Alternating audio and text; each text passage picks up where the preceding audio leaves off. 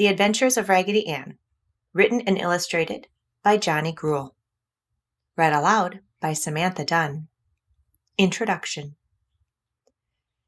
Marcella liked to play up in the attic at Grandma's quaint old house, way out in the country, for there were so many old forgotten things to find up there. One day, when Marcella was up in the attic and had played with the old spinning wheel until she had grown tired of it, she curled up on an old horsehair sofa to rest. "I wonder what is in that barrel, way back in the corner," she thought, as she jumped from the sofa and climbed over two dusty trunks to the barrel standing back under the eaves. It was quite dark back there, so when Marcella had pulled a large bundle of things from the barrel, she took them over to the dormer window where she could see better. There was a funny little bonnet with long white ribbons. Marcella put it on. In an old leather bag, she found a number of tin types of queer-looking men and women in old-fashioned clothes.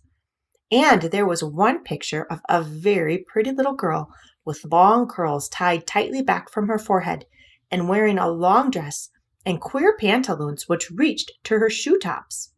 And then out of the heap she pulled an old rag doll with only one shoe-button eye and a painted nose and a smiling mouth. Her dress was of soft material, blue with pretty little flowers and dots all over it.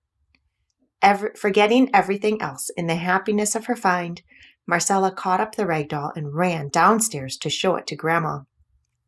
"Well, well, where did you find it?" Grandma cried. "It's old Raggedy Ann." She went on as she hugged the doll to her breast.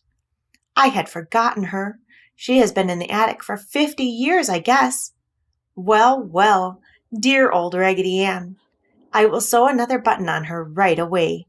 And Grandma went to the machine drawer and got her needle and thread. Marcella watched the sewing machine while Grandma told how she had played with Raggedy Ann when she was a little girl.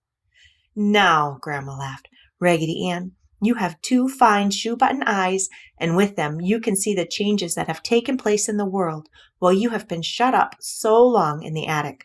For, Raggedy Ann, you have a new playmate and mistress now, and I hope you both will have as much happiness together as you and I used to have."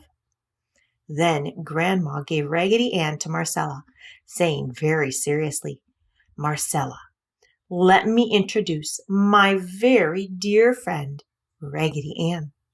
Raggedy, this is my granddaughter, Marcella."